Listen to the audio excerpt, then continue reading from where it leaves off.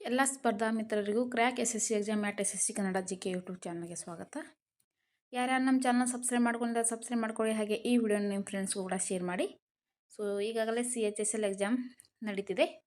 So 13 November ಅಂದು ಕೇಳಲಾದ ಆಲ್ಸಿಫ್ಟ್ analysis ಬಗ್ಗೆ ಕ್ಲಾಸ್ ತೊಗೊಳ್ಳೋಣ. ಸೊ ದಯವಿಟ್ಟು ಸಬ್ಸ್ಕ್ರೈಬ್ ಮಾಡೋದನ್ನು ಮಾತ್ರ ಮಾಡಬೇಡಿ. ನಿಮಗೆ PDF ಬೇಕಾದಲ್ಲಿ ಕೊಟ್ಟಿರೋ ನಂಬರ್ಗೆ ಕಾಂಟ್ಯಾಕ್ಟ್ ಮಾಡಿ, ನಿಮಗೆ PDF ಲಭ್ಯವಿದೆ. ಸೊ ಬನ್ನಿ ಪ್ರಶ್ನೆಗಳು ನೋಡೋಣ. ಹಿಂದೂಸ್ತಾನಿ ಶಾಸ್ತ್ರೀಯ ಸಂಗೀತ ತೀನ್ ತಾಲ್ನಲ್ಲಿ ಖಲಿ ಎಷ್ಟನೇ ಬೀಟ್ನಲ್ಲಿ ಇರುತ್ತದೆ? ಸೊ ಇದಕ್ಕೆ ಸರಿಯಾದ ಉತ್ತರ 9ನೇ ಬೀಟ್. ಸೊ ಹೆಚ್ಚಿನ ಮಾಹಿತಿ ನೋಡೋಣ. ತೀನ್ ತಾಲ್ ಎಂಬುದು 16 ಬೀಟ್ಗಳ ಲಯಬದ್ಧ ಚಕ್ರವಾಗಿದ್ದು 4 ಸಮಾನ ಭಾಗಗಳಾಗಿ ಅಥವಾ ವಿಭಾಗಗಳಿಗೆ ವಿಂಗಡಿಸಲಾಗಿದೆ.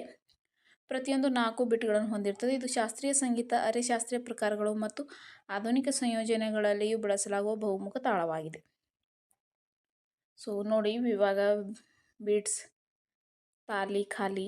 ಸೊ 1ನೇ 2ನೇ 3ನೇ ವಿಭಾಗದಲ್ಲಿ ತಾಲಿ, ಶ್ಯಾಮ್ ಅಂದರೆ ಖಾಲಿ, ತಾಲಿ. ಸೊ ಯಾವ್ಯಾವ ಬೀಟ್ಗಳು ಯಾವ ಸ್ಥಾನದಲ್ಲಿ ಬರುತ್ತೆ ಅಂತ ಹೇಳಿ ಅಷ್ಟು ನೋಡ್ಕೊಳ್ಳಿ. Next question. ಅರುಣಾಚಲ ಪ್ರದೇಶದ ಪೊಂಗ್ಟುಕು ಹಬ್ಬವು ಮುಖ್ಯ ರೂಪದಲ್ಲಿ ಯಾವ ದೇವರನ್ನು ಪೂಜಿಸಲಾಗುತ್ತದೆ? ಸೊ ಇದು ಸರಿಯಾದ ಉತ್ತರ ಸರ್ವೋಚ್ಚ ದೇವರಾದ ರಂಗ್ ಖೋತಕ್ ಪ್ರಾರ್ಥನೆ ಸಲ್ಲಿಸುವ ಮೂಲಕ ಆಚರಿಸಲಾಗುತ್ತದೆ.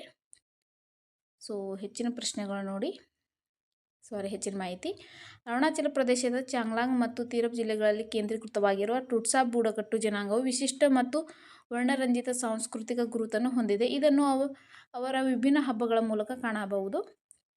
ಟುಟ್ಸಾ ಬುಡಕಟ್ಟು ಜನಾಂಗದ ಪ್ರಮುಖ ಹಬ್ಬಗಳಲ್ಲಿ ಒಂದಾದ ಪೊಂಗ್ಟು, ಇದನ್ನು ಪ್ರತಿ ವರ್ಷ ಏಪ್ರಿಲ್ 11ರಂದು ಆಚರಿಸಲಾಗುತ್ತದೆ. ಪೊಂಗ್ಟು ಮಳೆಗಾಲದ ಮುನ್ನಾ ದಿನ ಟುಟ್ಸಾಗಳು ಆಚರಿಸುವ ಪ್ರಮುಖ ಮತ್ತು ಹಳೆಯ ಕೃಷಿ ಹಬ್ಬವಾಗಿದೆ. Next question.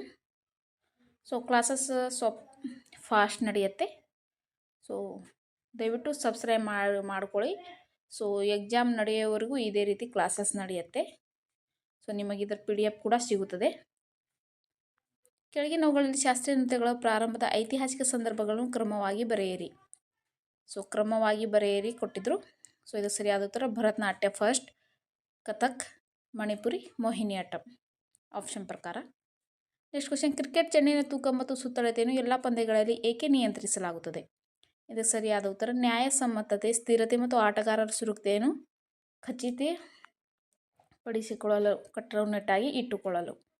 ಸೊ ಹೆಚ್ಚಿನ ಮಾಹಿತಿ ನೋಡಿ. ಹೆಚ್ಚು ಭಾರವಾದ ಚೆಂಡು ಆಟಗಾರರಿಗೆ, ವಿಶೇಷವಾಗಿ ಬೌಲರ್ಗಳು, ಫೀಲ್ಡರ್ಗಳು ಮತ್ತು ಹೆಚ್ಚಿನ ವೇಗದ ಎಸೆತಗಳನ್ನು ಎದುರಿಸುವ ಬ್ಯಾಟ್ಸ್ಮನ್ಗಳಿಗೆ ಸುರಕ್ಷಿತವಾಗಿರುವುದಿಲ್ಲ. ಚೆಂಡಿನ ತೂಕ ಮತ್ತು ಗಾತ್ರವು ಅದರ ನಡವಳಿಕೆಯನ್ನು ನೇರವಾಗಿ ಪ್ರಭಾವಿಸುತ್ತದೆ. ಇದರಲ್ಲಿ ಬೌಲಿಂಗ್ ವೇಗ, ಪಿಚ್ನಿಂದ ಪುಟಿಯುವಿಕೆ ಮತ್ತು ಗಾಳಿಯಲ್ಲಿ ಚಲನೆ, ಸ್ಟಿಂಗ್ ಮತ್ತು ಸ್ಪಿನ್ಗಳು ಸೇರಿವೆ. Next question. ಯಾವ ಭಾರತೀಯ ಅಥ್ಲೀಟ್ ಪ್ಯಾರಿಸ್ 2024ರ ಪ್ಯಾರಾ ಒಲಿಂಪಿಕ್ ಬಿಲ್ಲುಗಾರಿಕೆಯಲ್ಲಿ ಮೊದಲ ಪ್ಯಾರಾ ಒಲಿಂಪಿಕ್ ಸ್ವರ್ಣ ಪದಕ ವಿಜೇತರಾದರು? ಇದಕ್ಕೆ ಸರಿಯಾದ ಉತ್ತರ ಹರ್ವಿಂದರ್ ಸಿಂಗ್. ಹೆಚ್ಚಿನ ಮಾಹಿತಿ. ಹರ್ವಿಂದರ್ ಸಿಂಗ್ 2024ರ ಪ್ಯಾರಿಸ್ ಪ್ಯಾರಾ ಒಲಿಂಪಿಕ್ಸ್ನಲ್ಲಿ ಪುರುಷರ ವೈಯಕ್ತಿಕ ರಿಕರ್ವ್ ಓಪನ್ ವಿಭಾಗದ ಚಿನ್ನದ ಪದಕ ಗೆದ್ದಿದ್ದಾರೆ. ಇದು ಪ್ಯಾರಾ ಒಲಿಂಪಿಕ್ಸ್ ಇತಿಹಾಸದಲ್ಲಿ ಭಾರತದ ಮೊದಲ ಪ್ಯಾರಾ ಬಿಲ್ಲುಗಾರಿಕೆ ಚಿನ್ನದ ಪದಕವಾಗಿದೆ. ಸೊ ಇವರು 2020 ಟೋಕಿಯೋ ಪ್ಯಾರಾ ಒಲಿಂಪಿಕ್ಸ್ನಲ್ಲಿ ಕಂಚಿನ ಪದಕ ಗೆದ್ದಿದ್ರು. ಸೊ ಪುರುಷರ ವೈಯಕ್ತಿಕ ರಿಕರ್ವ್ ಓಪನ್ ವಿಭಾಗ. Next question. 2025ರಲ್ಲಿ ಬ್ರಿಕ್ಸ್ ವಿದೇಶ ಮಂತ್ರಿಗಳ ಸಭೆ ಯಾವ ನಗರದಲ್ಲಿ ಆಯೋಜಿಸಲಾಗಿತ್ತು? ಇದಕ್ಕೆ ಸರಿಯಾದ ಉತ್ತರ ಬ್ರೆಜಿಲ್, ರಿಯೋ ಡಿ ಜನೈರೋ. 2025ರ ಬ್ರಿಕ್ಸ್ ವಿದೇಶಾಂಗ ಸಚಿವರ ಸಭೆಯು ಏಪ್ರಿಲ್ 28-29 ಬ್ರೆಜಿಲ್ನ ರಿಯೋ ಡಿ ಜನೈರೋದಲ್ಲಿ ನಡೆಯಿತು ಮತ್ತು ಜುಲೈ 2020 ನಾಯಕರು ಶೃಂಗಸಭೆಯಲ್ಲಿ ಸೇರಿದರು.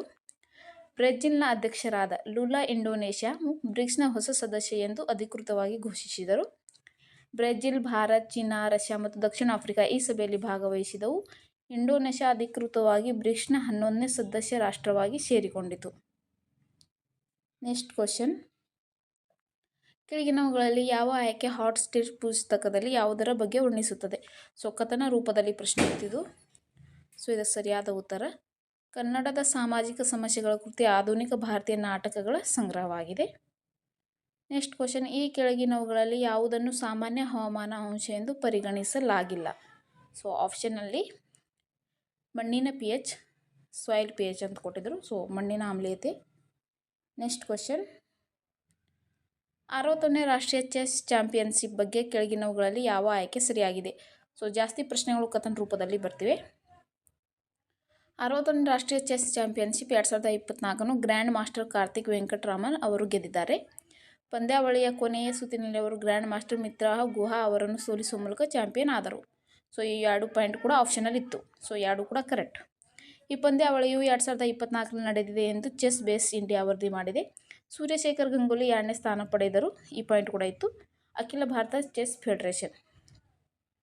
Next question. ವಿದ್ಯುತ್ ಸುರಕ್ಷಾ ದಿನದಂದು ಜೂನ್ 26, 2025 ಭಾರತ ಸರ್ಕಾರದ ವಿದ್ಯುತ್ ಮತ್ತು ಹೊಸ ಮತ್ತು ನವೀಕರಿಸಬಹುದಾದ ಇಂಧನ ಖಾತೆ ರಾಜ್ಯ ಸಚಿವರಿಂದ ಯಾವ ಯೋಜನೆ ಘೋಷಣೆ ಮಾಡಿದ್ದಾರೆ? ಇದಕ್ಕೆ ಸರಿಯಾದ ಉತ್ತರ ಸುರಕ್ಷಾ ಶಕ್ತಿ ಹೆಸರಿನ ಸುರಕ್ಷಾ ಮಾಸ್ಕಾಟ್ ಬಿಡುಗಡೆ. ಈ ಕಾರ್ಯಕ್ರಮವನ್ನು ಉದ್ಘಾಟಿಸಿದ ವಿದ್ಯುತ್ ಮತ್ತು ಹೊಸ ನವೀಕರಿಸಬಹುದಾದ ಇಂಧನ ಖಾತೆ ರಾಜ್ಯ ಸಚಿವರಾದ ಶ್ರೀಪಾದ್ ಯೆಸ್ಸೋ ನಾಯಕ್ ಭಾರತದ ಕ್ಷಿಪ್ರ ಇಂಧನ ಪರಿವರ್ತನೆಗೆ ದೃಢವಾದ ಸುರಕ್ಷತಾ ಶಿಷ್ಟಾಚಾರಗಳ ಅಗತ್ಯವನ್ನು ಎತ್ತಿ ತೋರಿಸಿದರು. ನೆಕ್ಸ್ಟ್, ಈ ವರ್ಷದ ಸ್ಮಾರ್ಟ್ ಎನರ್ಜಿ ಸೇಫ್ ನೇಷನ್ ಎಂಬ ಧ್ಯೇಯವಾಕ್ಯವು ಭಾರತದ ಆಧುನೀಕರಣ ಇಂಧನ ಪ್ರಯಾಣದ ಪ್ರತಿಯೊಂದು ಅಂಶದಲ್ಲೂ ಸುರಕ್ಷತೆಯನ್ನು ಅಳವಡಿಸುವ ಅಗತ್ಯವನ್ನು ಒತ್ತಿ ಹೇಳುತ್ತದೆ. ವಿಶೇಷವಾಗಿ battery energy storage systems, electric vehicle charging ಮೂಲಸೌಕರ್ಯ ಮತ್ತು ರೂಫ್ ಟಾಪ್ ಸೋಲಾರ್ನಂಥ ಉದಯೋನ್ಮುಖ ತಂತ್ರಜ್ಞಾನಗಳ ಬಗ್ಗೆ ತಿಳಿಸುತ್ತದೆ. Next question. ಛೋಟಾ ನಾಗ್ಪುರ್ ಬಗ್ಗೆ ಕಥನ ರೂಪದಲ್ಲಿ ಪ್ರಶ್ನೆ ಬಂದಿತ್ತು. ಛೋಟಾ ನಾಗ್ಪುರ್ ಪ್ರಸ್ಥಭೂಮಿ ಬಗ್ಗೆ. ಸೊ ನದಿಗಳ ಮೇಲೇ ಆಪ್ಷನ್ ಇತ್ತು. ಸೊ ಹಾಗಾಗಿ ಸ್ವಲ್ಪ ಡಿಟೇಲ್ ಆಗಿ ನೋಡಿ. ಛೋಟಾ ನಾಗ್ಪುರ್ ಪ್ರಸ್ಥಭೂಮಿಯು ಪ್ರಮುಖ ನದಿಗಳಲ್ಲಿ ದಾಮೋದರ್, ಸುವರ್ಣರೇಖಾ, ಬ್ರಹ್ಮಣಿ ಮತ್ತು ಕೋಯಲ್ ಸೇರಿವೆ. ಈ ನದಿಗಳು ಖನಿಜಗಳಿಂದ ಸಮೃದ್ಧವಾಗಿರುವ ಪ್ರದೇಶದ ಮೂಲಕ ಹರಿಯುತ್ತವೆ. ಇದು ಛೋಟಾ ನಾಗ್ಪುರವನ್ನು ಖನಿಜಗಳ ಉಗ್ರಾಣ ಎಂದು ಕರೆಯಲು ಕಾರಣ. ದಾಮೋದರ್, ಸೊ ಇದು ಛೋಟಾ ನಾಗ್ಪುರದಲ್ಲಿ ಹರಿಯುವ ಅತಿ ದೊಡ್ಡ ನದಿ ಮತ್ತು ಜಾರ್ಖಂಡ್, ಪಶ್ಚಿಮ ಬಂಗಾಳದಲ್ಲಿ ಹರಿಯುತ್ತದೆ. ಪೂರ್ವ ಭಾರತದ ಒಂದು ಪ್ರಸ್ಥಭೂಮಿಯಾಗಿದ್ದು ಇದು ಜಾರ್ಖಂಡ್ ರಾಜ್ಯದ ಬಹುಭಾಗವನ್ನು ಹಾಗೂ ಛತ್ತೀಸ್ಗಢ, ಒಡಿಶಾ, ಪಶ್ಚಿಮ ಬಂಗಾಳ ಮತ್ತು ಬಿಹಾರದ ಪಕ್ಕದ ಭಾಗಗಳನ್ನು ಕೂಡ ಒಳಗೊಂಡಿದೆ. ಇಂಡೋ ಗಂಗಾ ಬಯಲು ಪ್ರಸ್ಥಭೂಮಿಯ ಉತ್ತರ ಮತ್ತು ಪೂರ್ವದಲ್ಲಿದೆ ಮತ್ತು ಮಹಾನದಿ ನದಿ ಜಲಾನಯ ಪ್ರದೇಶವು ದಕ್ಷಿಣದಲ್ಲಿದೆ. ಛೋಟಾ ನಾಗ್ಪುರ್ ಪ್ರಸ್ಥಭೂಮಿಯ ಒಟ್ಟು ವಿಸ್ತೀರ್ಣ ಸುಮಾರು 65,000 ಚದರ ಕಿಲೋಮೀಟರ್ ಮತ್ತು 25,000 ಚದರ ಮೈಲಿ ಇದೆ. ಸ್ನೇಹಿತರೆ, ನಾನು ಹುಷಾರಿಲ್ಲ ಅಂದರೂ ನಿಮಗೋಸ್ಕರ ಇಷ್ಟೊಂದು ನಾನು ಕ್ಲಾಸ್ ತೊಗೋತಿದ್ದೀನಿ. ಸೊ ನಿಮಗೆ ಯೂಸ್ ಆಗಲಿ ಅಂತ ಹೇಳಿ. ಸೊ ದಯವಿಟ್ಟು ಸಬ್ಸ್ಕ್ರೈಬ್ ಮಾಡೋದನ್ನು ಮರಿಬೇಡಿ. ಅದರಿಂದ ನಮಗೆ ಹೆಚ್ಚಿನ ಪ್ರೋತ್ಸಾಹ ಸಿಗುತ್ತೆ. ಇದೇ ರೀತಿ ನಾನು ಕ್ಲಾಸಸ್ ತರ್ತೀನಿ. ದಯವಿಟ್ಟು ಸಬ್ಸ್ಕ್ರೈಬ್ ಮಾಡಿ. Next question. ಭಾರತೀಯ ಬಾಹ್ಯಾಕಾಶ ನಿಲ್ದಾಣದ ಮೊದಲ ಘಟಕವಾದ ಭಾರತೀಯ ಅಂತರಿಕ್ಷ ಸ್ಟೇಷನ್ ಬೇಸ್ 1 ಎಷ್ಟರಲ್ಲಿ ಉಡಾವಣೆ ಮಾಡಲು ಉದ್ದೇಶಿಸಲಾಗಿದೆ? ಇದಕ್ಕೆ ಸರಿಯಾದ ಉತ್ತರ 2028. ಸಂಪೂರ್ಣ ನಿಲ್ದಾಣವು 2035 ಒಳಗೆ ಕಾರ್ಯರೂಪಕ್ಕೆ ಬರಲು ಯೋಜಿಸಲಾಗಿದೆ.